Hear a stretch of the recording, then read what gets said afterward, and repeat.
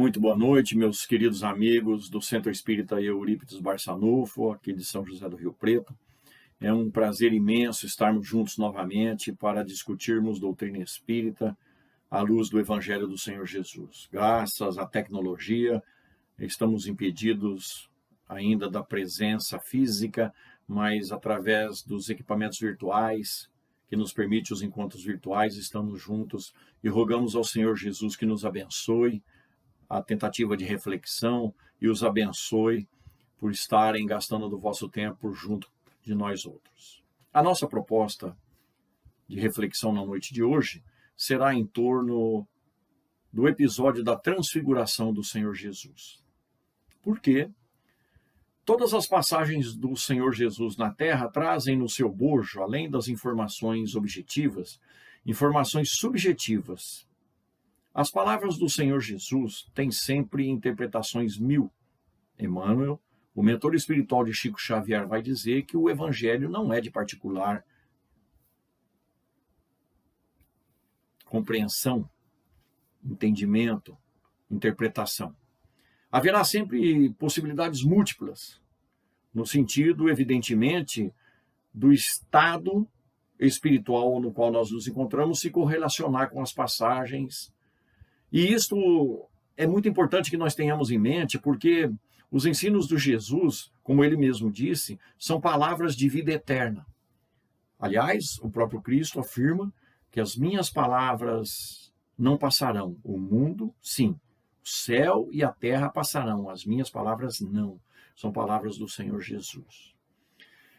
A nossa proposta, então, é refletirmos acerca daquilo que está embutido, objetiva e subjetivamente, nesta passagem extraordinária, porque haverá de nos dar muitas informações, a fim de que nós consigamos nos esclarecer um pouco mais na missão de Jesus, nas lições de Jesus para aplicação em nossas vidas.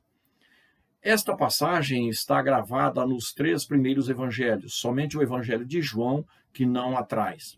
Mateus, Marcos e Lucas trazem essa passagem, e os 3 nos dizem que houve um período de 6 dias ali, sem nenhum registro daquilo que Jesus tinha perpetrado na terra. E entendamos, Jesus, que trabalha até hoje, porque o Pai trabalha também, não perdia um único dia. E imaginemos um dia inativo de Jesus, quando ele estava sempre envolto com milhares de pessoas que sofriam e que tinham necessidade de socorro. Então ele não tinha sossego. Mas esses 6 dias é muito curioso, não houve nenhum tipo de informação a respeito nesses 3 evangelhos. E eles reiniciam a descrição dos atos de Jesus através do episódio da transfiguração.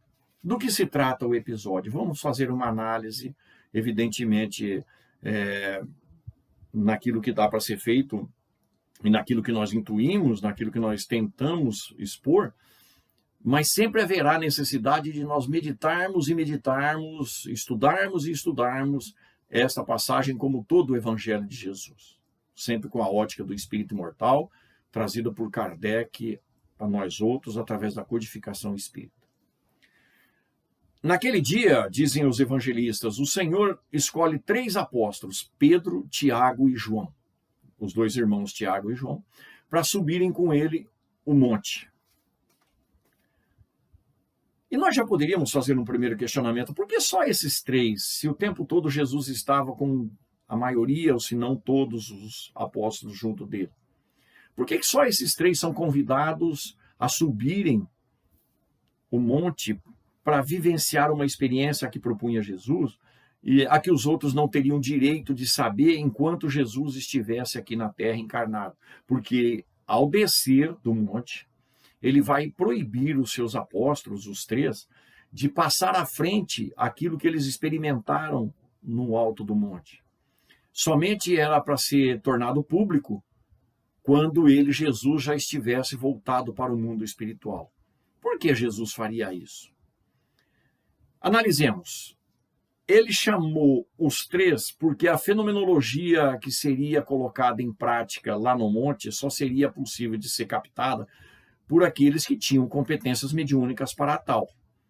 aquilo que ia acontecer, que Jesus evidentemente sabia, só poderia ser visto por aqueles que têm uma sintonia mediúnica relacionada ao fato.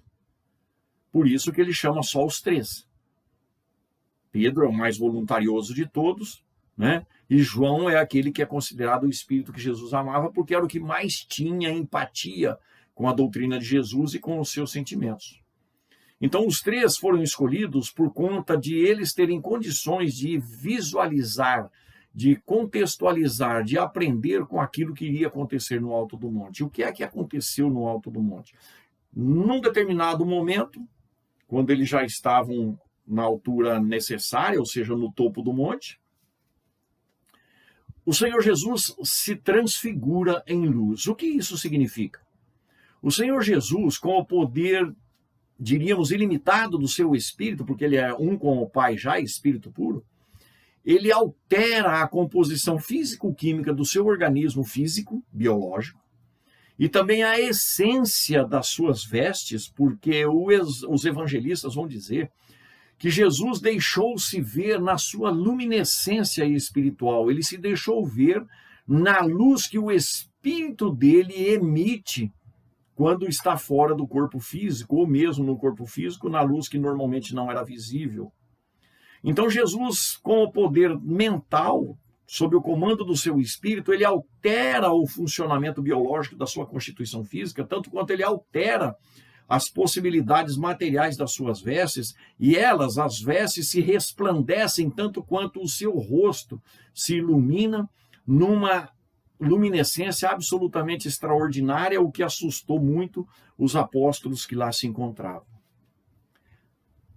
Ato contínuo, aparece Moisés e Elias conversando com Jesus, e nós já poderíamos fazer uma outra pergunta. Como é que aqueles três apóstolos sabiam que se tratava de Moisés e Elias? Não existia registro fotográfico à época, e bastava então ver aqueles dois entes pela condição mediúnica para compreender que se tratava de Moisés e Elias. E quem são esses dois espíritos? Moisés é o grande introdutor da primeira mensagem espiritual vinda dos céus para os homens na terra, no sentido de começar a educar esse povo em regras necessárias para o desenvolvimento moral. E Elias é aquele que Jesus vai atestar com todas as letras que veio como João Batista. Conversaremos sobre isso um pouquinho mais à frente. Mas aquela reunião, aqueles três espíritos juntos, o que significa? Reunião de trabalho. Meu pai trabalha até hoje e eu trabalho também.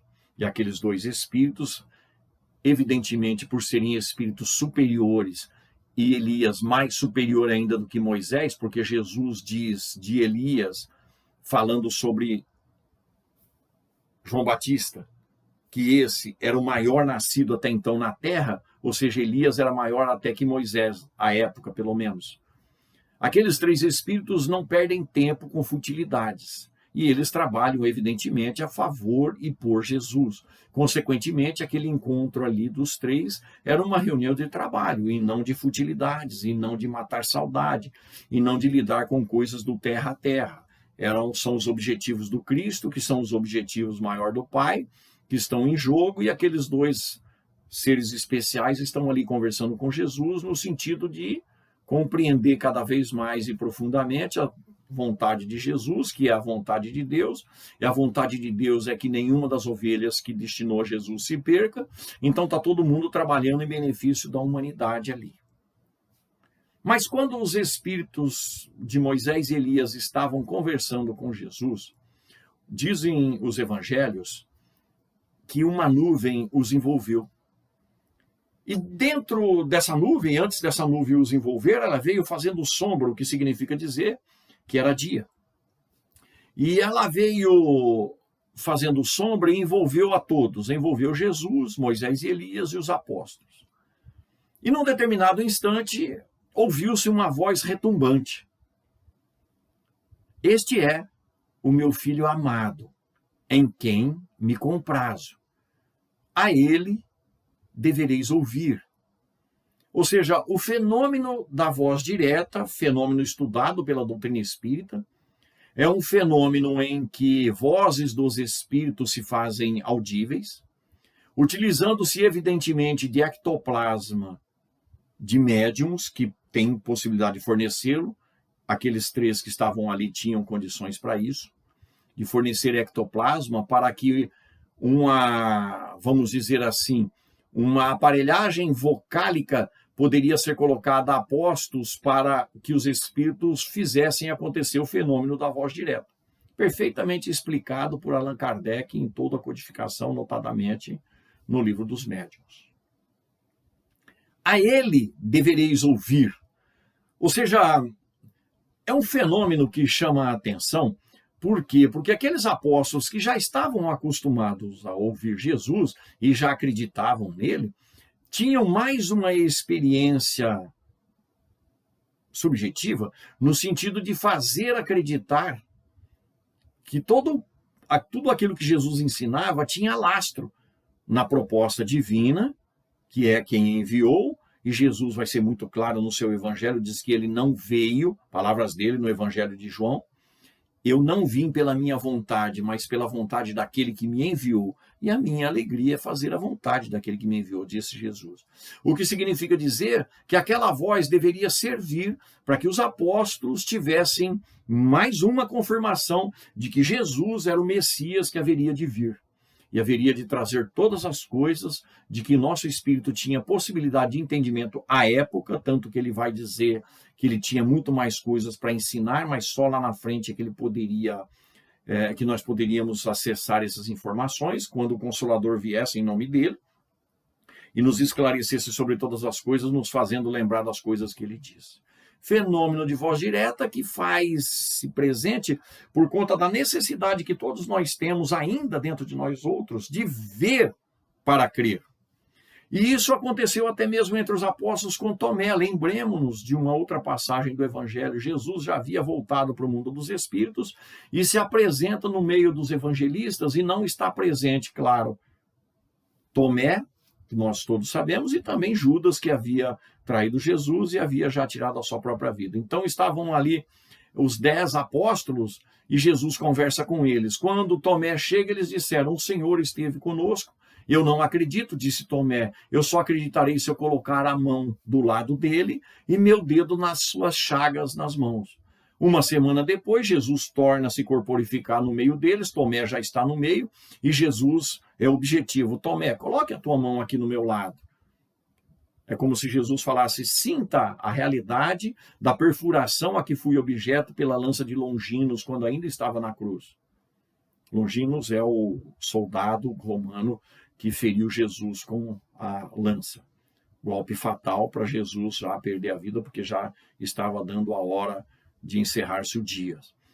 Ora, põe o teu dedo aqui nas minhas chagas. E aí Jesus fala, bem-aventurado é aquele que crê sem ver. Porque aquele que crê sem ver fará uso da razão. É por isso que nós precisamos aprender, estudar, nos aprofundar, para que não precisemos da fenomenologia para acreditarmos, mas sim a razão fale mais alto. Essa é a fé raciocinada que propõe a doutrina espírita. Que nós compreendamos o mecanismo no qual estamos inseridos, do que se trata a própria divindade e as nossas possibilidades evolutivas, porque somos todos fadados para a perfeição. Então, conhecendo todo o mecanismo, as nuances, os detalhes, as informações gerais, sabendo que a lei de Deus está dentro da nossa consciência, nós vamos com isso tirando proveito e crescendo mais rapidamente. Mas é preciso ter olhos de ver e ouvidos de ouvir, dizia Jesus. Então a fé precisa ser raciocinada, e para ser raciocinada ela tem que estar embasada em conhecimento. E não é sem razão, então, que haverá duas ferramentas para nós utilizarmos na nossa via de progresso aqui na Terra. A primeira é do amor. Primeiro mandamento, primeiro ensinamento, diz o Espírito da Verdade no capítulo 6 do Evangelho segundo o Espiritismo. E o segundo, instruí-vos. A instrução é uma necessidade, porque só assim a gente será capaz, segundo Emmanuel, na brilhante, como sempre, questão 354 do livro Consolador, a fé vai ser uma questão tão somente de falar, não é eu creio, mas eu sei que é assim e que eu posso fazer o que é possível, o que é necessário fazer. Então a fé passa a ser raciocinada, é disso que se trata. o fenômeno ali naquele instante é para isso, é para fazer a gente acreditar, fundamentado em fenomenologia. Nos tempos de agora já não precisamos mais disso. A nossa experiência reencarnatória foi suficientemente dilatada para que viesse o Consolador a ponto já de nos esclarecer sobre todas as coisas. Então existe uma quantidade muito grande de espíritos aqui na Terra, nós incluídos, porque já estamos nas fileiras do cristianismo, e nós mais ainda, os espíritas, nas fileiras da doutrina espírita, para estudarmos aquilo que precisa ser estudado, para que o nosso espírito, em conhecendo a verdade proposta de Jesus, se liberte definitivamente das amarras da ignorância e da fé imposta. Bem, depois que eles começam a descer do monte, que acontece tudo isso, os apóstolos querem fazer uma cabana para cada um, uma tenda para cada um, para os apóstolos, para os dois mensageiros espirituais que apareceram ali para Jesus, para que eles passassem a noite, mas eles estavam tão assustados que eles nem perceberam que aqueles dois espíritos não iam passar a noite ali com eles. Foi tão somente um momento de conversa com o Senhor e já foram dispensados para o mundo espiritual para correr atrás de suas atividades, porque o espírito superior está sempre correndo atrás das suas atividades e correndo atrás também dos interesses dos atrasados, o que fica muito claro para nós outros em duas questões do Livro dos Espíritos, a questão 622 e a questão 888A, ditada por São Vicente de Paulo. Os espíritos, quanto mais se esclarecem, quanto mais se aproximam de Deus, mais eles têm olhos para aqueles que não se aproximam. Ou seja, a vinda de Jesus à Terra representa este momento da lei. Quem avança socorre os atrasados, o que nos remete também a socorrer aqueles que estão em condições inferiores às nossas, e não importa no que eles estão em posições inferiores às nossas. Importa que nós utilizemos dos nossos talentos para que a gente possa não só crescer enquanto espíritos imortais, desenvolvendo nosso senso intelecto-moral, quanto ajudar aqueles outros que têm dificuldade para isso. Mesmo porque muitos estão em condições infelizes, inferiores, pela nossa própria atitude, pela nossa própria ação, pela nossa própria forma de agir em existências anteriores, e agora a gente tem por tarefa reencarnatória e por tarefa da caridade socorrer aqueles que sofrem e que podem receber o nosso auxílio, não importa que tamanho de auxílio, não importa que tipo, importa que aquilo que a gente possa fazer precisa ser feito porque são os talentos colocados nas nossas mãos pela divina providência para que a gente ganhe, é benefício próprio nosso, a gente ganhe possibilidades de crescimento naquilo que Jesus vai falar, que muito será dado àquele que muito recebeu. Ou seja, aquele que muito recebeu e deu conta, terá direito a receber mais. Como prêmio ou como incentivo, não importa, importa que quanto mais a gente faz e mais a gente desenvolve inteligência, no sentido de fazer cumprir a lei de Deus, que é a lei de amor, mais a divindade vai acelerar o nosso processo de desenvolvimento, porque a gente está dando conta do recado.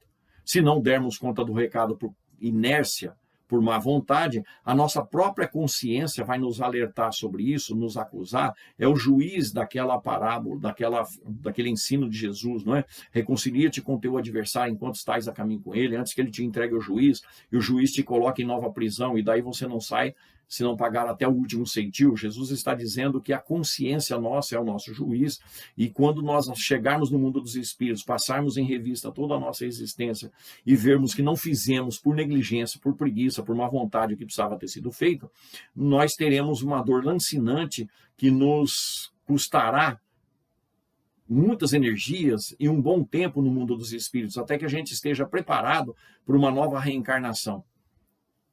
E aí, a gente, por não ter usado as possibilidades anteriores, não tem direito às mesmas possibilidades, às mesmas facilidades. E por conta disso, a gente vai ter mais dificuldades, que é para testar ainda mais profundamente a nossa perseverança no progresso, na reforma íntima.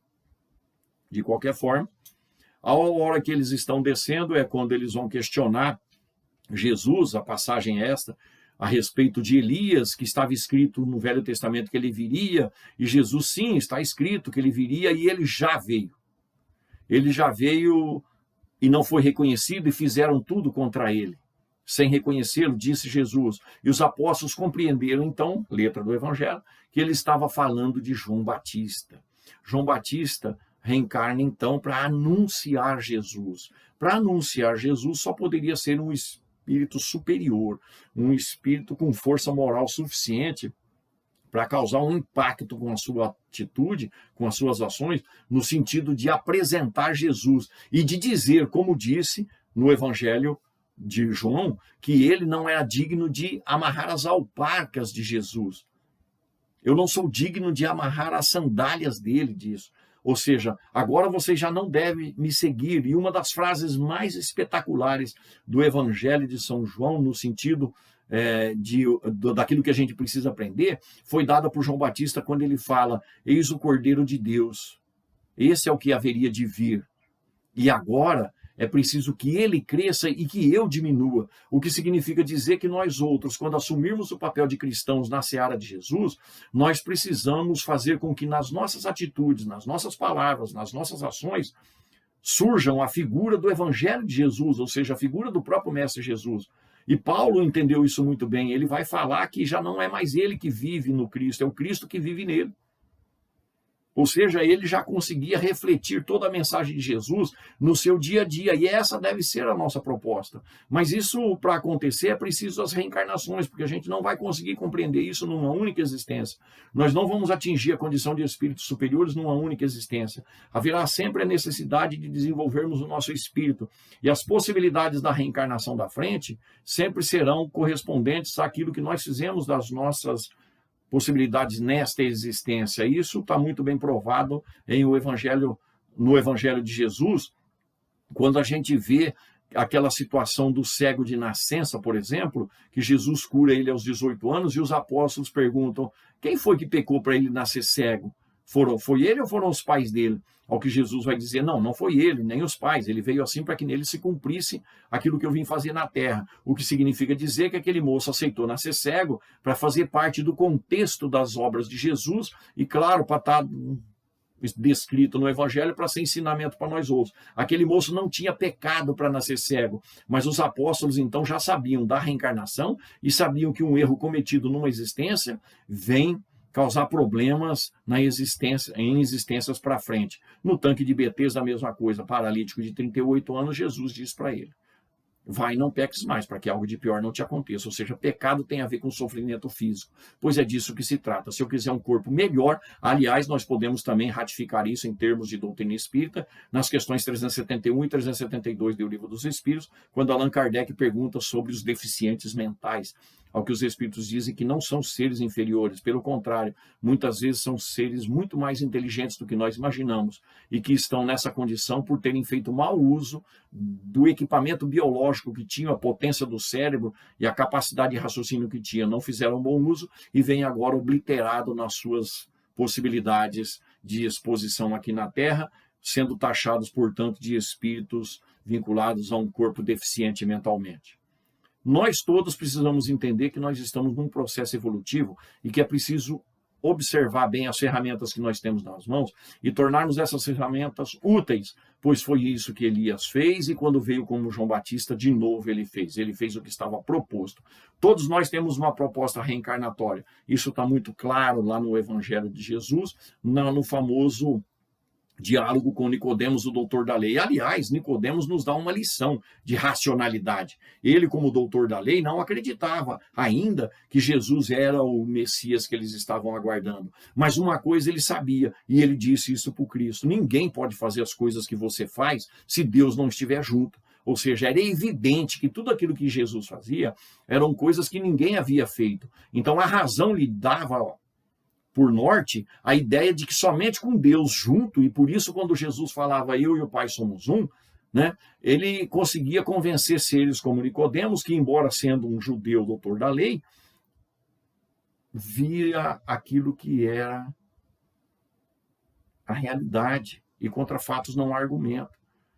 Então nós outros precisamos compreender que as nossas existências são programadas porque Jesus vai dizer a Nicodemos que o Espírito, como o vento, sopra onde quer. Ninguém sabe de onde ele vem nem para onde ele vai. O que significa dizer que esse Espírito está no mundo espiritual, consciente do que vai fazer, porque ele vai escolher um lugar para soprar a vida. E se ele escolhe é porque ele tem motivo, objetivo, desejos, necessidades, motivações. E ele escolhe onde vai nascer. Então, A partir daí, ele é evidentemente regrado pela lei divina, de acordo com as suas necessidades, possibilidades, méritos e deméritos. Ele vem ao mundo físico pedindo licença àqueles que vão dar a oportunidade de formar um corpo para ele, porque ele não pode, embora isso aconteça aqui na nossa terra ainda, adentrar o corpo de quem quer que seja para habitar um feto sem pedir licença. Acontece ainda em nossa terra, em nosso planeta, mas no meio de espíritos que não têm condições mínimas espirituais. Nós outros que já vivemos buscando a racionalidade junto com a moralidade, nós temos um programa reencarnatório. É disso que se trata. E o nosso programa sempre será no sentido de fazer a gente se aproximar mais da perfeição, consequentemente do desenvolvimento intelecto-moral, quanto fazer os outros crescerem como nós estamos sendo ajudados por espíritos mais à frente a crescerem.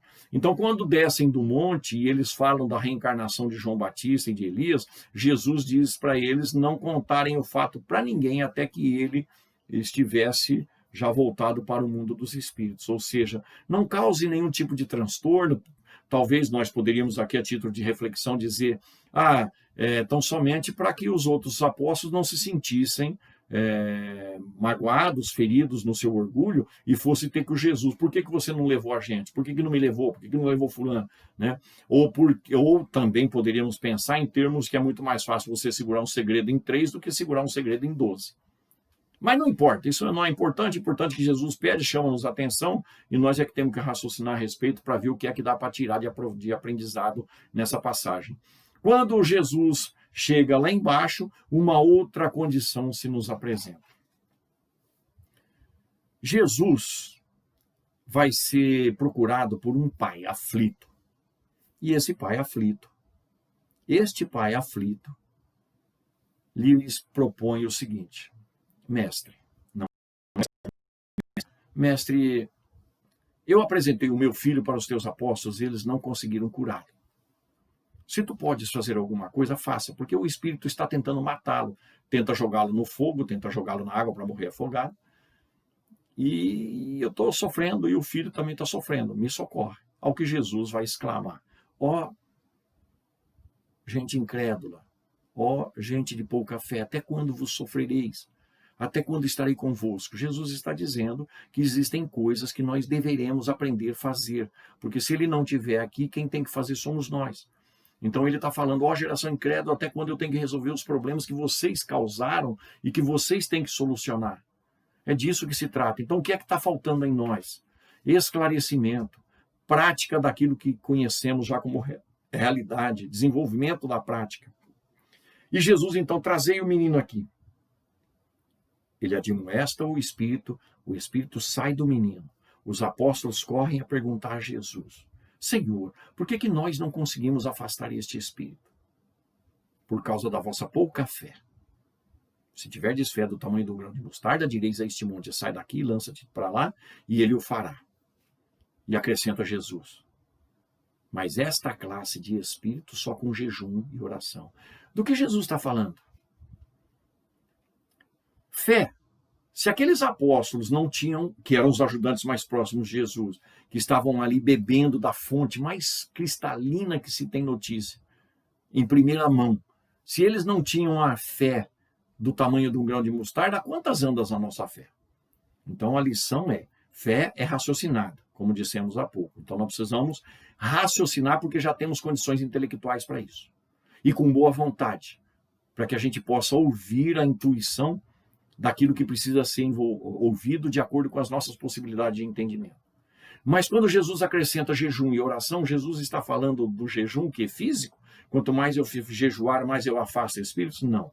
Não é o que entra pela boca que macula o homem, mas é o que sai da boca porque procede do coração. Jesus então está falando de um jejum diferente. Qual é esse jejum? Um jejum relacionado aos vícios e às paixões, que mantém os nossos espíritos numa condição de inferioridade espiritual. E aí começam os nossos problemas, no sentido de nos colocarmos acima de quem quer que seja, porque, dirá as 2 questões 274 do Livro dos Espíritos, a autoridade que se dá de um espírito sobre o outro em qualquer tempo, em qualquer lugar, é uma autoridade moral e ela é irresistível. Portanto, nós só teremos autoridade moral sobre aqueles que têm condição moral menor que a nossa. Simples assim. Mas qual é que tem sido a problemática? Voltemos os nossos olhos de novo para o processo da transfiguração de Jesus. Porque ali naquele instante, Jesus mostra-se luz, ele se mostra luz, mas ele já havia dito, ou diria depois, que ele é a luz do mundo e quem anda com ele não segue em trevas. Então, além dele se mostrar luz, ele usa de uma metáfora dizendo que ele clareia todo mundo com o seu verbo, com a sua orientação, com os seus esclarecimentos. E ele vai dizer que esse verbo, essas palavras, esses ensinamentos são palavras de vida eterna. Repetindo o que dissemos no começo das nossas reflexões, Jesus vai falar que o céu e a terra passam, mas as palavras não. O que significa dizer que tudo aquilo que ele faz, tudo aquilo que ele fez, tudo aquilo que ele ensina, são palavras que vão encontrar eco em nossos espíritos em qualquer tempo de nossas existências. Porque fazem parte da expressão da lei divina, na qual nós estamos todos sintonizados em busca de entendimento. E essas leis divinas, repetindo também o que dissemos há pouco, está em nossa consciência. À medida em que a gente se aproxima dessas leis divinas, nossa consciência se tranquiliza, percepção de felicidade na Terra, independente da condição no entorno das nossas vidas. Mas Jesus também falou para nós todos, vocês são a luz do mundo. Fazei brilhar a vossa luz. Ou seja, ele também está dizendo que assim como ele refletiu a sua luz espiritual no alto do monte, nós também deveremos brilhar a nossa luz. Porque ele está falando que nós somos a luz do mundo, ou seja, quem vai iluminar o planeta Terra espiritualmente falando, são os espíritos vinculados ao planeta. Ou seja, todas as trevas exteriores que nós criamos naquilo que nós chamamos umbral, através das nossas inferioridades morais, gerando energia de baixa qualidade, vamos discutir isso, nós vamos ter que corrigir através da imposição de um novo padrão vibratório. E isso tudo é confirmado pela doutrina espírita nas duas questões 88 do Livro dos Espíritos. Quando Allan Kardec pergunta na questão 88 se os nossos espíritos, se o espírito, melhor dizendo, se o espírito tem em si mesmo, enquanto ente criado por Deus, uma forma que seja determinada, limitada e constante. É o que os espíritos disseram que não. Não aos nossos olhos, mas aos olhos deles, espíritos superiores, sim. O que significa dizer que a gente não consegue, no nível em que nós nos encontramos, enxergar espíritos. Quando nós visualizamos uma entidade espiritual, nós estamos visualizando o perispírito que tem a forma que o espírito deseja para que nós possamos reconhecer tal qual ele quer.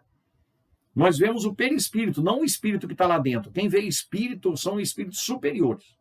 Por isso que eles dizem que nós, para os nossos olhos, nós não temos possibilidades de enxergar o espírito na sua forma determinada, limitada e constante no tempo. Mas seguem os espíritos em resposta ainda a esta questão 88, que nós poderíamos compreender o espírito como sendo uma flama, uma chama, uma fagulha etérea. O que significa dizer flama, fagulha etérea, chama, emissor de luz. Então, naturalmente, o nosso espírito é um emissor de luz. Kardec pergunta, então, na questão 88, se esta flama, essa chama, essa centelha etérea tem uma cor qualquer. E os espíritos disseram que sim, e que pode ir do opaco, ou seja, apagado, nublado, escuro, ao brilho intenso de um rubi, não necessariamente vermelho, mas com a intensidade do rubi. E aí, então, a gente se lembra da escala de frequências visíveis aos nossos olhos, que vai do infravermelho ao ultravioleta. As luzes que representam esse espectro de luz e de frequência, naturalmente, vai nos condicionar ao entendimento de que, conforme a frequência, é o tipo de luz. E os espíritos ratificam conforme a evolução moral do espírito, ele é mais luminoso. Então, imaginemos Jesus, que é um espírito puro, um com o Pai. Luminescência máxima, que talvez ele tenha até limitado para que os apóstolos conseguissem enxergá-lo. Mas ele diz que nós outros também somos luzes. Ora, do que isso e o que isso tem a ver? Se nós somos geradores de energia mental e essa energia é extravasada por ondas, e essas ondas têm uma coloração, significa dizer, por ser uma frequência particular, e cada um de nós tem a sua, significa dizer que essa frequência está sujeita a entrar em sintonia com a de outros espíritos, estejam encarnados e desencarnados. E o grande problema será os desencarnados. Por quê? Porque esses espíritos poderão impor as suas ondas sobre as nossas. E impondo as suas ondas sobre as nossas, nós iniciamos um vínculo mental com eles, que se for de interesse particular, pessoal deles, sobrepondo-se ao nosso intencionalmente, acaba-se por virando um processo obsessivo. Então, quando Jesus no Monte Tabor mostra sua luz, e quando ele cura aquele menino e fala que é por conta da nossa falta de fé e que é preciso jejum e oração, ele está dizendo que nós precisamos urgentemente compreender que toda viciação moral, toda viciação fisiológica que é sujeita à influência à nossa condição moral, nos coloca em sintonia com espíritos do mesmo tipo. Simples assim. E que se nós quisermos nos antepor, nos sobrepor a esse tipo de espírito, nós precisamos vibrar numa energia, numa frequência, a nossa energia, diferente da deles, ou seja, com uma frequência maior. Com isso a gente se distancia, entre aspas, para cima, deixando-os abaixo, e aí a gente tem autoridade sobre eles. Mas quanto mais para cima a gente vai, mais humildade, mais tolerância, mais misericórdia, mais compreensão da lei, portanto, mais bondade em nossas atitudes. E aí nós poderíamos, então, já que falamos bondade, é comportamento, nós poderíamos perguntar para o Senhor Jesus: Senhor, como é que eu faço, já que você está falando para mim brilhar a minha luz, como é que eu faço para brilhar a minha luz, Senhor? E ele vai nos dizer isso, como fazer, no Evangelho de São Lucas, no capítulo 11, versículo 34 e versículo 35. Diz Jesus que o que ilumina o homem, ou seja, a candeia do teu corpo, diz Jesus, são os teus olhos. Se os teus olhos forem bons, todo o teu corpo será luminoso. Se, porém, os teus olhos forem maus, todo o teu corpo será tenebroso. Vê, então, que a luz que há em ti não sejam trevas. Ora, Jesus está falando para a gente fazer uma opção raciocinada de ter olhos bons. O que é ter olhos bons? É ver o mundo, as pessoas, as situações, as circunstâncias, com olhos de boa vontade, com olhos de otimismo, com olhos de crença em Deus e no futuro, com olhos de fé, portanto, com olhos de alegria pela vida, com olhos de misericórdia, com olhos de bondade. Tudo aquilo que fazemos no bem, para o bem, e percebamos, não existe possibilidade de fazermos o bem para o bem se não tiver a figura do próximo, porque somos seres sociais. Consequentemente, para brilharmos a nossa luz, haverá de ter à nossa disposição sempre, e tem, porque nós somos seres sociais envolvidos em sociedade o tempo todo, a começar de nossos próprios lares, nós temos a figura do próximo como mecanismo ou como objeto de ação para melhorar as nossas próprias condições. De que jeito eu faço isso? Resumidamente, fazendo bem para os outros. À medida em que eu faço bem para os outros de coração e de entendimento, eu estou iluminando o meu espírito, porque o processo de bondade, de pensamento na bondade e no bem, faz com que eu já vibre uma energia de maior frequência, fazendo com que eu me torne mais luminoso. O contrário também é verdadeiro. Se eu for pessimista, se eu for derrotado, se eu for irônico, se eu for agressivo, se eu for inquisidor, se eu for acusador, se eu for, enfim, uma pessoa que só vê o lado errado da vida, o lado negativo, o lado prejudicial, se eu só olho as pessoas e vejo o que tem de pior nelas, nas circunstâncias, no governo, quem quer que seja, ou seja, se eu usar o meu senso de justiça sempre no sentido de criticar, de cobrar e de acusar, quão grande não serão essas trevas, dizia Jesus. Por conta do quê? Do valor moral em jogo. O valor moral em jogo vai fazer a nossa frequência ser baixa. Frequência baixa, energia mais condensada, mais escura, mais perto dos espíritos inferiores. Então o Monte Tabor, o Monte da Transfiguração, traz-nos informações múltiplas acerca da nossa realidade espiritual. O que é que temos feito? Porque já dá para compreender perfeitamente, a partir do fenômeno que Jesus exterioriza, cria, daquilo que se trata as nossas vidas. Nós precisamos compreender urgentemente que está em nossas mãos criar um ambiente de harmonia conosco mesmo e com aqueles que estão em volta, na compreensão dos fenômenos naturais. E Jesus está mostrando que tudo começa com a mente. E Emmanuel vai abrir o livro extraordinário Pensamento e Vida, dizendo que a nossa mente é o espelho da vida onde nós nos encontrarmos. Então, como é que nós estamos espelhando a vida? Como é que nós estamos espelhando os acontecimentos, os fatos, nossas dores, nossas possibilidades positivas? De que forma nós estamos espelhando tudo aquilo que a providência divina está possibilitando para nós outros, em benefício nosso, em função das nossas possibilidades existenciais? Porque, como dizia Jesus, o pai que sabe muito antes do filho pedir o de que é necessário, está sempre trabalhando para que isso se dê. E o pai nunca dará pedra para um filho que pede pão, e nunca dará uma serpente para o filho que pede peixe. O que significa dizer que a proposta divina é sempre fornecer aquilo de que temos necessidade para crescer. Consequentemente, eu preciso aprender a usar os meus talentos urgentemente, conforme propõe a parábola dos talentos, no sentido de crescimento, sem me esquecer do próximo, porque é preciso, então, fazer algo. Mas percebamos, se Jesus fala para nós nos reconciliarmos com o adversário enquanto estamos a caminho com ele, e que é para amarmos os nossos inimigos, que é para amarmos aqueles que nos perseguem e caluniam, com que imenso amor eu devo amar aqueles que convivem comigo?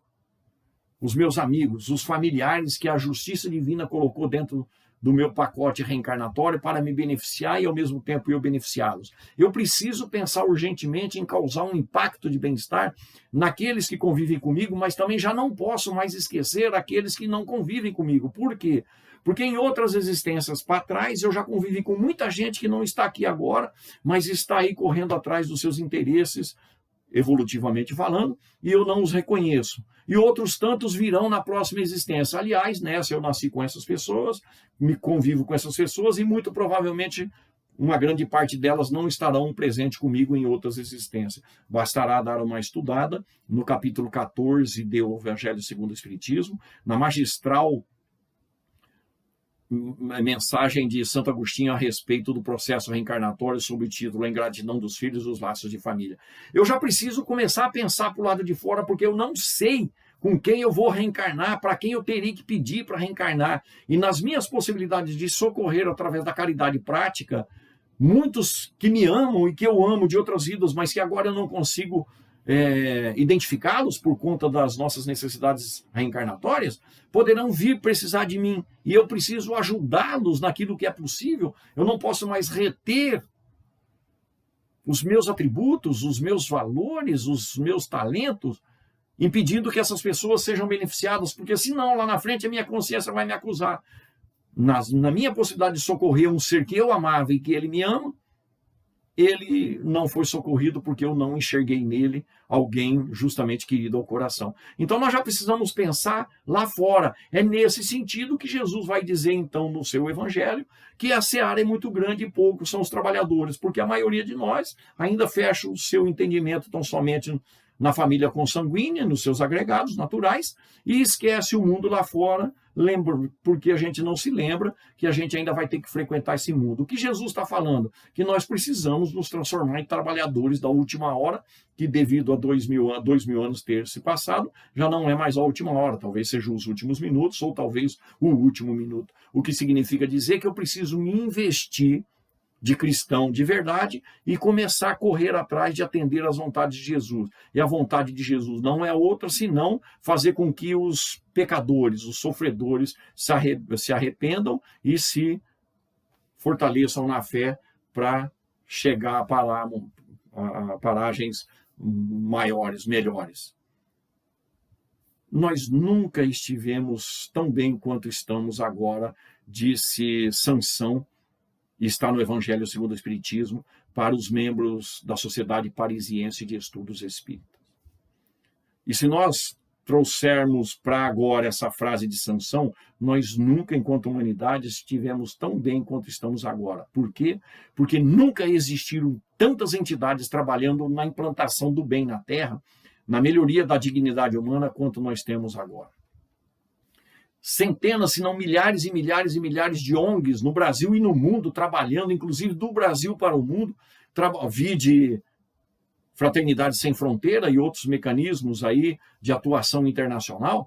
Nós nunca tivemos tanta gente trabalhando para o bem ser implantado na terra, para o socorro chegar aos que sofrem, para o alimento chegar aos que passam fome, para a água chegar aos sedentos.